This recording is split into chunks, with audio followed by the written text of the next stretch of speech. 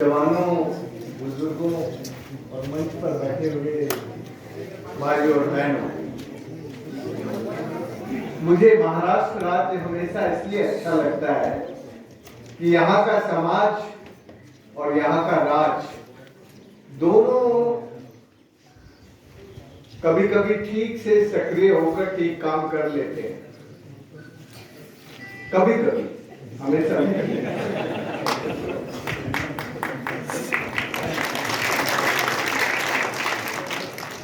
ये बात मैंने क्यों कही? आज हम एक विपक्ष के नेता के साथ बैठे थे। ज्यादातर मैंने देखा इस देश की सब राज्यों में हाल ऐसे हैं कि जिस पार्टी की सत्ता होती है उसमें विपक्ष का नेता उसके कार्यक्रम को तालियां नहीं बजवाता, लेकिन आज विपक्ष के नेता छगन राव भुजबल जी ने आप लोगों से हाथ उठा के संकल्प दिलाया कि हम अपनी नदियों को पुनर्जीवित करेंगे। ये जो समझदारी है कि भाई पानी का काम किसी एक पार्टी का नहीं होता, किसी एक व्यक्ति का नहीं होता, किसी एक समाज का नहीं होता, वो सबका साझा काम होता है। इसलिए मुझे बहुत अच्छा लगा कि वो जब जा रहे थे तो उन्होंने कहा भाई हम सब मिलकर काम करेंगे, और उन्होंने अपना भी प्रतिबद्धता जताई कि ये काम हमें करना है। दोस्तों, अभी थोड़े दिन पहले सितंबर में आपकी सरकार ने मुझे कहीं जो अभी सरकार है, इस सरकार ने अमृत महोत्सव में भाषण देने बुलाया। मैं गया। मेरा स्वभाव भाषण देना नहीं है, मेरा स्वभाव है सीधी सीधी बातें करना। मैं कभी जिनको सुना रहा हूँ उनको अपने से छोटा नहीं मानता, मैं मानता हूँ ये भी मेरे जैसे हैं। इसलिए मुझे वो भाव ही नहीं आता कि मैं किसी को प्रवचन दे रहा हूँ, भाषण दे रहा हूँ, वो भाव ही नहीं आता है। तो मैंने उस सभा में खड़े होकर कहा, जब मुझे बोलने का, मैं मुख्य अतिथि था ऑफिशियली, तो मैंने कहा भाई आप अमृत महोत्सव मना रहे हो, पर मुझे ये बताओ कि महाराष्ट्र की किस नदी में अमृत बहता है? एक नदी बता दो महाराष्ट्र में जिस नदी में अमृत बहता हो। तो अमृत महोत्सव आप बिना अमृत के कैसे मनाएंगे? मैं दो अमृत जानता हूं। एक अमृत वो जब हमें आजादी मिली, हमारे लिए अमृत है, हम आजाद हुए। दूसरा अमृत वो जब हमारा संविधान लागू हुआ। संविधान भी हमारे देश को चलाने की एक व्यवस्था। तो ये अमृत तो मुझे याद है, लेकिन ये तो 75 साल पहले मिले थे। आज कौन सा अमृत है? आज कहां है अमृत? जिस अमृत महोत्सव को आप मनाना चाहते हैं, उस मंच पर बैठे थे आपके मुख्यमंत्री, मंत्री साहब। मुझे तो बोलते हुए कोई संकोच होता नहीं, मेरे लिए सब एक जैसे। तो एक मंत्री ने कहा कि भैया अमृत महोत्सव फिर आप कैसा मनाना चाहते हैं, आप हमें बताइए। तो बस मुझे मौका मिल गया, मैंने बताना शुरू किया कि अमृत वो होता है जो हमारे जीवन को अमृत प्रदान करता हो, और वो अमृत है हमारी नदियों में। जो नदियां मर गई हैं, सूख गई हैं, वो नदियां शुद्ध सदा नीरा होकर बहने लगे। यदि हम एक नदी को भी इस इतने बड़े राज्य में एक नदी को यदि हम अमृत वाहिनी बना सके, तो हम कह सकते हैं कि महाराष्ट्र के लोगों ने अपने आप को एक अमृत महोत्सव मनाया। सब शांत। मीटिंग खत्म होते होते कहा कि नहीं हम लोग करना चाहते हैं, राजेंद्र भाई जो कह रहे हैं हम उसको करेंगे, पर हम राजेंद्र भाई से चाहते हैं कि वो हमें इस काम में मार्गदर्शन करे और हम कर लेंगे। तो मैंने कहा मार्गदर्शन के लिए रुकना नहीं भैया, तुम सब बैठे हो ना, तो मुझे 2 ही मिनट का मार्गदर्शन चाहिए, मुझे कोई घंटे नहीं चाहिए, मुझे प्रवचन नहीं करना। मैंने कहा आधे सरकारी लोग और आधे असरकारी लोग। सरकारी वो लोग होते हैं जो ऑर्डर से चलते हैं, कागज पर एक ऑर्डर होता है, फिर उस ऑर्डर पर जो लिखा होता है उसको करने लग जाते हैं। और असरकारी लोग वो होते हैं जो कागज की इंतजार नहीं करते कि कोई आएगा और हमें ऑर्डर देगा। उसके मन में ये पैदा होता है कि मैं अपना काम खुद करूंगा, बिना किसी के ऑर्डर के, बिना किसी के आदेश के। तो ऐसे लोग, तो उन्होंने कहा ऐसे लोग कहाँ हैं राजेश भाई? मैंने कहा मैं अभी बता देता हूँ। मैंने उनको एक लिस्ट दी, उन्होंने कहा अच्छा हाँ ये लोग तो अच्छे होंगे। बस उन्होंने जितने हमारे असरकारी लोग और उतने ही सरकारी लोग आपके चीफ सेक्रेटरी की अध्यक्षता में अथॉरिटी बन गई, और इस अथॉरिटी ने फिर सचमुच एक चिंतन शुरू किया कि भाई क्या हम इस तरफ, क्योंकि मेरा तो कोई राजनीतिक स्वार्थ नहीं होता, मुझे किसी दलगत राजनीति में कभी जाना नहीं, जीवन भर नहीं जाना, और ना मुझे किसी दल से द्वेष होता है और ना किसी से प्यार होता है। ये जो जितने भी दल हैं उन्हें मैं मानता हूँ ये सब हमारे ही हैं। कुछ अच्छा करें कुछ खराब करें, जो है हमारे हैं, तो उनको और कैसे ठीक करना वो मेरे लिए हमेशा चैलेंज होता है। और इन्होंने वो बात मान ली। अच्छी बात हुई कि ये जो चला जानुआ नदीला, चला जानू या नदीला, इसका मैंने हिंदी नाम दिया था 2 साल पहले, तब इसको कहते थे आओ नदी को जाने। अब मुझे इतनी अच्छी मराठी नहीं आती है, मराठी मुझे समझ में आती है, मराठी बहुत प्यारी भाषा है और बहुत प्यारी बोली है, उसमें प्यार भी है, उसमें सम्मान भी है और उसमें विनम्रता भी है। तो ये जो मराठी है ये मुझे जब आप बोलते होते हैं, बात करते होते हैं तो मुझे समझ में आती है, पर मैं बोल नहीं सकता। अभी जिस तरह से हमारा उदीगर ने सबकी तालियां बजवाई, वो तालियां मैं नहीं बजवा सकता मराठी में। मैं हिंदी में बजवा सकता हूँ, हिंदी के मंच पे मैं उनसे ज्यादा तालियां बजवा सकता हूँ, पर मराठी में मैं नहीं बजवा सकता। इसलिए मराठी मेरे लिए बहुत सम्माननीय है, प्रिय है, मेरी मीठी, बहुत ही मीठी भाषा है। पर ये नाम मुझे तब नहीं सूझा था, इसलिए वो नाम फिर सरकार ने बाकायदा विधिवत अनाउंस किया सरकार के रिकॉर्ड्स में, और 1 महीने के अंदर अंदर महाराष्ट्र सरकार ने 3 जीआर निकाले कि कौन किस नदी का समन्वयक होगा, कौन हमारे राज्य के समन्वयक होंगे। हमारे राज्य के समन्वयक यहाँ बैठे हैं, जरा खड़े हो जाओ यार, बिना नाम लिए। इन्होंने पूरी गोदावरी नदी को सबसे पहले, जब कुंभ था उससे भी पहले, नदी को ठीक करने की लड़ाई लड़ी थी, और मैं इसको पिछले 20 साल से जानता हूँ। इसकी आंखों में भी नदी बहती है और इसके दिल में भी नदी बहती है। कि ये होगा गोदावरी में से, ऐसे ही सब नदियों में से, खास बड़ी नदियों में से मैंने सरकार को एक एक नाम दिया और उनको सरकार ने वैसे के वैसे स्वीकार कर दिया, एक भी नाम उसमें से अदला बदली नहीं थी। इसलिए मुझे लगता है कि आपकी सरकारें भी और आपका समाज भी, दोनों इस देश में जब तुम्हारे मन में कुछ अच्छा करने का आता है तो तुम इस देश में किसी भी राज्य से ज्यादा अच्छा काम कम समय में भी कर लेते हो। ये तुम्हारे राज्य की उद्यमिता है। दोस्तों, यदि आप सचमुच आज जो आपने सबने हाथ उठा के संकल्प लिया, जब आप संकल्प ले रहे थे, मुझे बहुत अच्छा लग रहा था कि आपके मन में है कि ये जो सूखे का इलाका है, ये जो सुखाड़ है, इस सुखाड़ से मुक्ति पानी है तो फिर बारिश की बूंदों को ठीक से पकड़ना पड़ेगा। मैंने जब राजस्थान में ये काम शुरू किया तो एक बूढ़े किसान ने मुझे पानी का काम सिखाया। मैंने किसी कॉलेज या यूनिवर्सिटी में पानी की इंजीनियरिंग नहीं पढ़ी, ना साइंस पढ़ी, मुझे अनपढ़ किसान मेरा गुरु है जिसने मेरी 2 दिन में 2 PhD कंप्लीट कराई। पहली PhD धरती के अंदर नीचे 150 फीट गहरे कुओं में चमड़े के चरस में बैठा के मुझे नीचे उतार दिया, और एक जगह नहीं 25 कुओं को दिखाया कि इस इलाके की जो जमीन है, इस जमीन में नीचे पानी कितना जा सकता है, कैसे जा सकता है। क्योंकि राजस्थान में सबसे बड़ा चोर सूरज है, तो सूरज की चोरी रोकना है। यदि धरती के ऊपर पानी होगा तो सूरज चोरी कर लेगा, तो उस पानी को धरती के नीचे कैसे रखना। धरती के नीचे से सूरज के बस की नहीं है चोरी करना। फिर जब किसान को जरूरत होता है तो उस पानी को निकाल के अपनी खेती कर लेता है, अपना जीवन चला लेता है, और जब धरती से निकालता है तो नाप तोल के निकालता है। जब धरती के ऊपर बहता है तो रात को बटन दबाया और खोल के सो जाता है, बर्बाद करता रहता है पानी को। तो ये जब एक दिन में उसने मुझे धरती के पेट की दाई बना दिया। दाई समझते हो, जो धरती का पेट जानता है।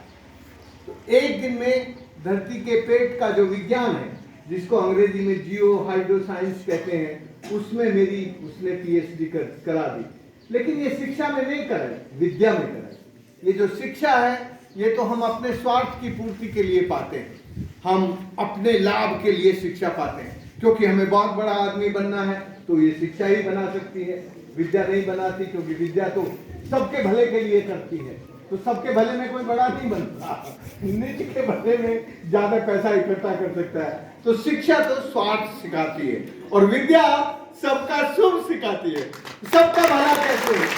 तो मुझे उस बूढ़े बाबा ने एक दिन में धरती का पेट सिखाया और दूसरे दिन में जहां से नदी शुरू होती थी वहां से लेकर नदी के उद्गम तक पदयात्रा करके मुझे बताया कि कैसी जगह पर कैसी वाटर हार्वेस्टिंग स्ट्रक्चर बननी चाहिए, कहाँ बांध बनाए, कहाँ जोड़ बनाए। जहां पानी ऊपर से बहुत तेजी से आता था पहाड़ी पर, वहां उसने कहा उल्टा बांध बनाओ। उल्टे बांध का डिजाइन ऐसे होता है, पानी यदि आएगा तो यहाँ जोर से मारेगा, दोनों तरफ बट जाएगा, उसमें स्टील, सीमेंट, कंक्रीट, आयरन की जरूरत नहीं है। और जहां पानी आराम से आता है, जिसको हम अंग्रेजी में जेंटल स्लोप कहते हैं, वहां का उसने ऐसे सीधे उस पानी को रोक दो तो पानी धरती में नीचे चला जाएगा, कोई बहुत बड़ा बांध बनाने की जरूरत नहीं, और हमारे कुओं में पानी आ जाएगा, हमारे बोरवेल में पानी आ जाएगा।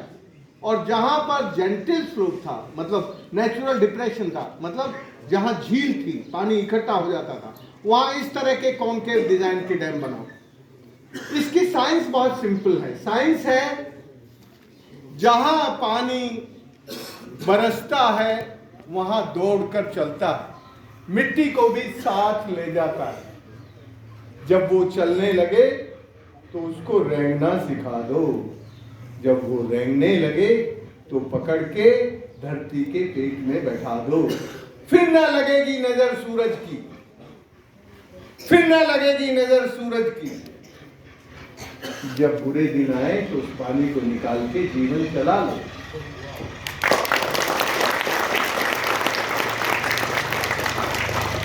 दोस्तों, आप भगवान के बहुत लाडले बेटे और लाडली बेटियां हैं, क्योंकि अभी भी आपके पास जो बारिश है मेरे से 3 गुना ज्यादा है। मेरे यहाँ साल भर में केवल इतनी बारिश होती है और तुम्हारे यहाँ इतनी बारिश होती है, इतनी 600 mm रेनफॉल है।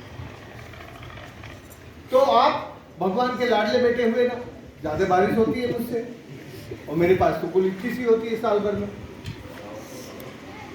जब मैंने काम शुरू किया तब हमारे गांव में जवान आदमी नहीं रहता था, सब उजड़ गए थे, गांव छोड़ के चले गए थे, केवल बूढ़े लोग रहते थे और बूढ़ी लुगाई रहती थी, और उनको शाम के वक्त दिखता नहीं था, सबको रतौंधी रोग था और बारिश होती नहीं थी। तो ये जो बूढ़े लोग थे ये एक गीत गाते थे, ये गीत जरा ध्यान से सुनना। बादल तो आते हैं हर साल मेरे गांव में, बादल तो आते हैं हर साल मेरे गांव में, पर बरसते नहीं है वो, रूठ कर चले जाते हैं कहां हम नहीं जानते। जिस दिन से बादलों ने रूठना शुरू किया, हमारा बेटा और हमारे बेटे की बहू भी रूठ कर हमसे दिल्ली चले गए। अब न जाने वो कैसे रहते होंगे। मेरे कुएं में पानी नहीं, मेरे खेत में हरियाली नहीं, तो फिर मेरे जीवन में खुशहाली कहां। ये दुख भरे गीत 1980 के दशक में जब मैं भारत सरकार की नौकरी छोड़ के आया तब हमारे गांव में सुनने को मिलते थे। आज वही गांव है जहां के गीत बदल गए, सब गीत बदल गए। अभी क्या गीत गाते हैं वो?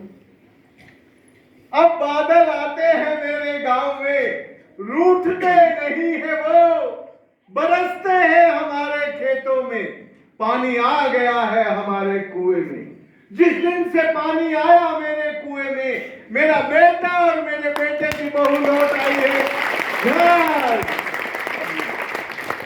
अब मेरा बेटा और बहू करते हैं खेती, खेतों में है हरियाली और मेरे कुएं में है पानी।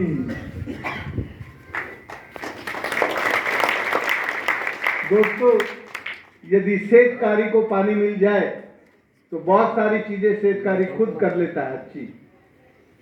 हमारे यहाँ जैसे ही पानी आया सब लोग खेती करने लगे। लेकिन ये कभी कभी लालची हो जाते हैं किसान, बड़े लालची हो जाते हैं। जब हमारे यहाँ ज्यादा पानी आया तो सब गन्ना बोने लगे। तो मैंने कहा अरे तुम गन्ना बोओगे तो 2-4 साल में फिर पानी नहीं मिलेगा, फिर क्या करोगे? पर लेकिन वो जो जवान लड़के शहर से वापस लौट के आए थे, उन्होंने तो वो बुरे दिन देखे नहीं थे ना, तो वो तो बोने लगे।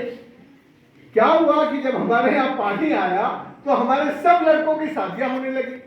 पहले लड़कों का ब्याह होता ही नहीं था, लड़कियों का तो हो जाता था। हम अपनी लड़कियों को जहां पानी का इलाका था वहां दे देते थे, लेकिन हमारे लड़कों का ब्याह नहीं होता था, कोई अपनी लड़की हमें नहीं देना चाहता था। तो जब पानी आया तो हमारे सब लड़कों का ब्याह हो गया, तो हमारे घरों में नई नई बहू बहुत आ गई।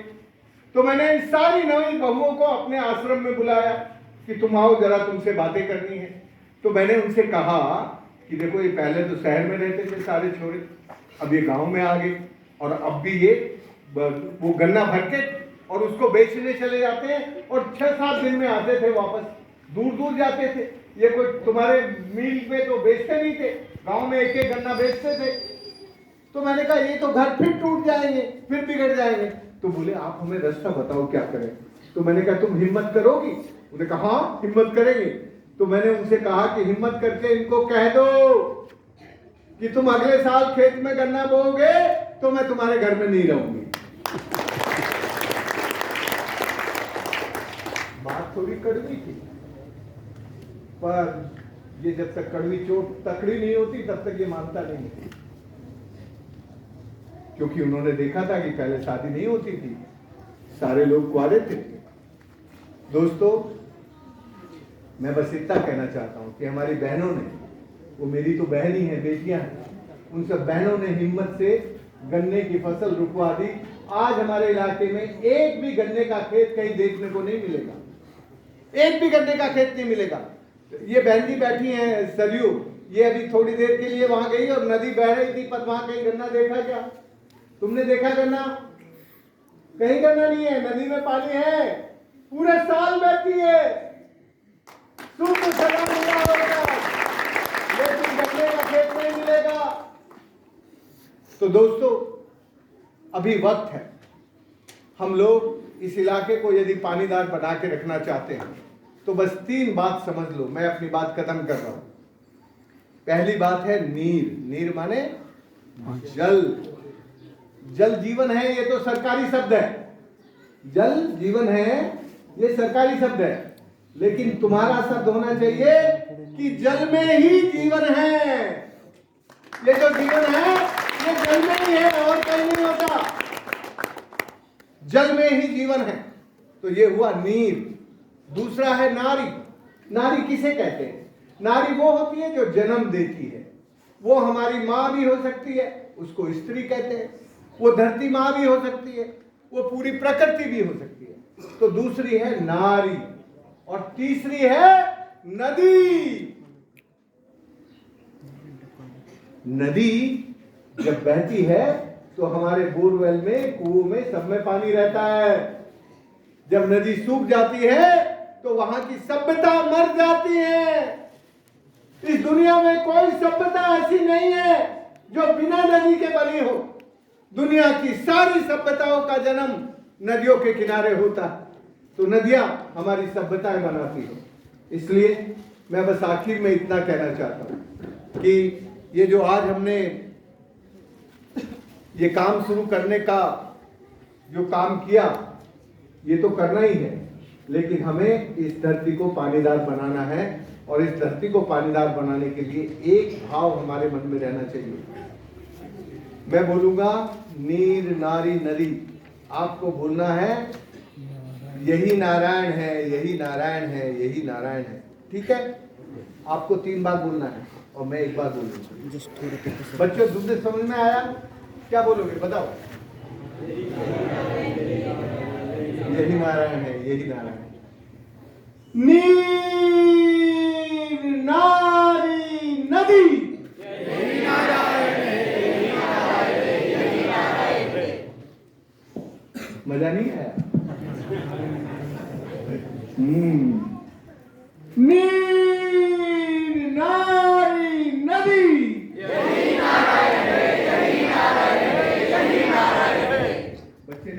क्या बात है? अब के तुम नहीं बोलोगे तो देखो फिर क्या होगा। दोनों मुट्ठी भींच के ऐसे बोलना है यही नारायण है। देखो उन सबने हाथ उठाया। मैं सोचता था बड़े शर्माते हैं, पर यहाँ तो बच्चे शर्मा रहे हैं। बट सब बड़े लोगों ने मैंने देखा बहुत ईमानदारी से हाथ उठा के नारायण बोला, और तुम नहीं बोल रही हो। अब के पूरी मुट्ठी भींच के दोनों हाथ ऐसे करते, नीर नारी नदी, वेरी गुड। ये जो नारा है, इस नारे को